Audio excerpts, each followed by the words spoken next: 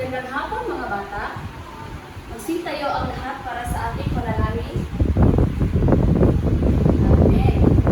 So, bago tayo magsimula sa ating aralin ngayon, nais ko lang ipapabasa sa inyo ang ating layunin at mga panuntunan sa silid-aralan. Una, ang layunin. A. Na ipapaliwanag ang kahulugan ng gawaing sibiko at makapagbigay ng mga halimbawa nito. B. Na ihahayag ang halaga ng pagtulong sa kapwa at komunidad. At last ay magkikilahok sa isang simpleng gawaing sibiko tulad ng paglinis ng paligid ng klase. At ngayon naman ay ang mga panuntunan sa silid-aralan. Una, makinig ng mabuti sa guro. Kung ako ay nagsasalita dito sa harap, nais ko lang na makinig kayo ng mabuti. Pangalawa, igalang ang bawat isa. At pangatlo, itaas ang kamay kung may sasabihin kung may tatanong. So ngayon, sino ang absent sa inyong lahat, class? Oh, wala. Okay, very good. So ngayon, ano ang tinalakay natin noong nakaraang araw? Tama dyan, ito ay tungkol sa geografiya. So ngayon naman, meron akong ipapakita sa inyong picture at sasabihin nyo ano ang inyong interpretasyon o ano ang inyong nakikita sa picture na ito. So una ay ito. Ano ang nakita nyo sa isang picture? Tama, ito ay mga tao na nagtatanim ng puno. Pangalawa, ano ang nakita niyo sa picture? Tama, mga bata na nagpupulot ng basura. At ang pangatlo, ano ang nakita niyo sa isang picture? Tama, dalawang bata na tumutulong sa isang matanda upang makatawid sa daan. At last ay tama, mga bata na nagsisegregate ng mga basura. So ngayon naman, ano nga ba ang ating topic sa hapon na ito? Tama, gawaing sibiko. So ngayon, ang gawaing sibiko ay tumutukoy sa mga aktibidad at responsibilidad na ginagawa ng isang tao upang makapag-ambag sa kapakanan ng komunidad at lipunan. Ito ay mga hakbang na lalayo mapabuti ang kalagayan ng kapwa at ng kalikasan. At may layunin din pagpalaganap ang diwa ng pagkakaisang malasakit at pagtutulungan sa isang pamamagitan. Sa pamamagitan ng gawaing sibiko na ipapakita ng bawat isa ang kanilang aktibong partisipasyon at pagbuo ng mas maunlad at makatarungang lipunan. So, meron tayong halimbawa dito. Una, ang pagtulong sa mga nagsalanta ng kalugigan. Ito ay isang aktibong bahagi ng gawaing sibiko kung saan tumutulong ang mga tao sa pag-abot ng tulong tulad ng pagkain, damit, at gamot sa mga naapektuhan ng kalamidad tulad ng bagyo o lindol. So class, meron na ba kayo nakita sa TV na tumutulong sa mga aktibidad tulad ng may bagyo o may sunog? So ang pangalawa ay paglilinis ng komunidad. Ang aktibidad tulad ng community clean-up drives ay isang halimbawa ng gawaing sibiko. Ito ay isang paraan ng pagtulong upang mapanatili ang kalinisan at kaayusan ng paligid, pati na rin ang kalikasan. So na-experience nila ba, class, ang paglinis ng komunidad or paglinis ng sa labas ng paaralan? Okay, very good dyan. So ang pangatlo natin halimbawa ay pagpaparticipate sa mga programang pang-edukasyon o outreach. Halimbawa nito ay ang pagtulong sa mga kabataan, pagtulong sa mga batang hindi kayang mag-aral, o ang pagsasagawa ng seminar ukol sa kalusugan at kalikasan. So, class, na-experience din nato siya sa like sa barangay, na ay mga outreach program na clean up drive sa barangay kung asag ang panguloan na kay ang mga SK chairman or mga SK kagawad. So next ay ang pagtulong sa mga kahihirap.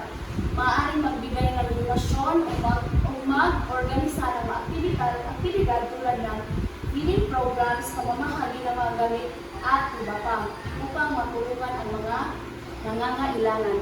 So lahat ng halimbawa na yon ay nakakatulong sa gawaing sibiko. So ngayon naman, ang aralin natin ay tungkol sa gawaing sibiko. Ang sibiko ay mahalaga dahil ito ay isang paraan ng aktibong pakikilahok ng bawat mamamayan sa pagpapabuti ng komunidad at bansa. Sa pamamagitan ng mga gawaing sibiko tulad ng voluntaryong pagtulong sa mga proyekto, pagsunod sa mga batas at pakikilahok sa pampolitikang proseso. Nagkakaroon tayo ng mas malalim na koneksyon sa ating kapwa at sa ating bayan. Narito ang ilang benepisyo ng gawaing sibiko sa komunidad at bansa. So una ay pagpapalakas ng komunidad. Ang gawaing sibiko ay nagdudulot ng mas malalim na ugnayan at kooperasyon sa pagitan ng mga tao. Halimbawa nito ay mga proyekto tulad ng paglilinis ng kapaligiran o pagtulong sa mga nangangailangan. Nagiging mas matibay ang samahan ng mga tao sa komunidad at nagkakaroon sila ng mas malalim na pagpapahalaga sa isa't isa. So para daw mas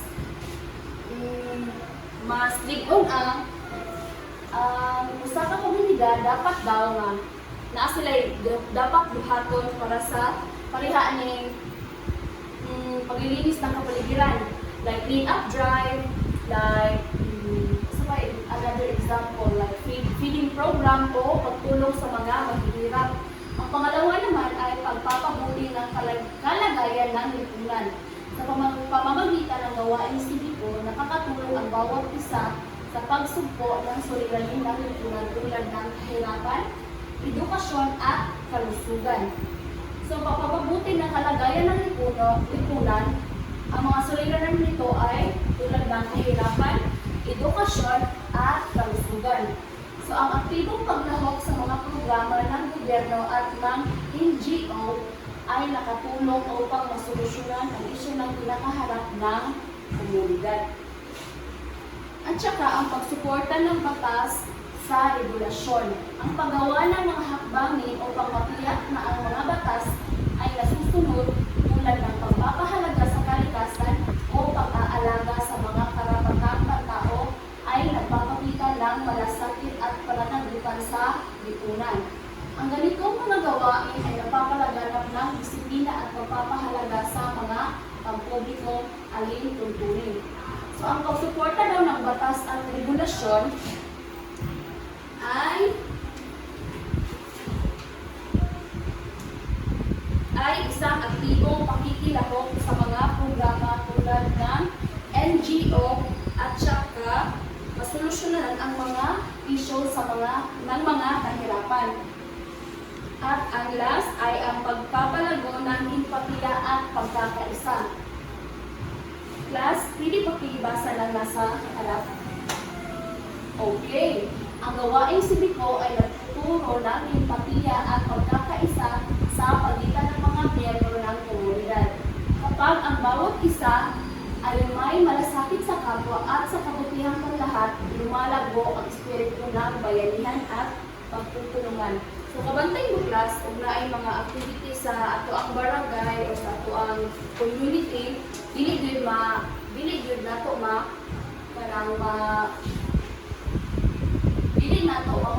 di ba ang program o walay pagkakaisa sa mga tao. Okay. So, ngayon naman class, mayroon kayong gawin. Nais kong maglinis kayo sa silid-aralan.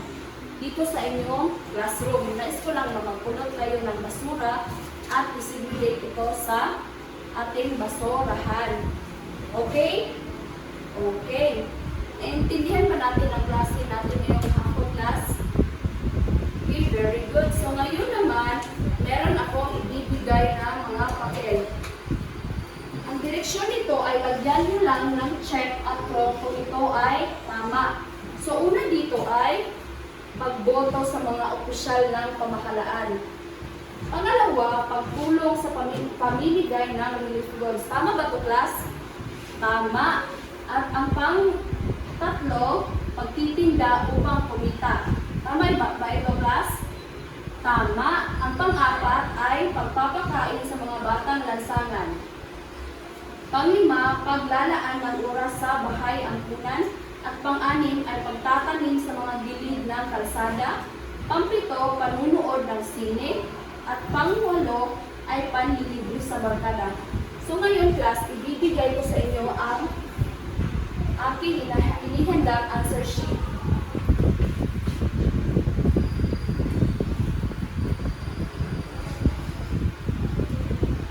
Bibigyan ko lang kayo ng 10 minuto upang sagutin ang lahat ng ito.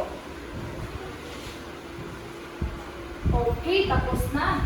So ngayon, class, nais ko lang na marinig ang inyong interpretasyon sa picture na ito. So ano ang nakita niyo? Tama, isang matanda at isang bata. Ano ang ginagawa ng matanda at bata? Tama, naglalakad. Ang dalawa ay naglalakad sa kalsada. Very good, class. Clap your hands. Tapos na ba kayo? Okay, pass your paper.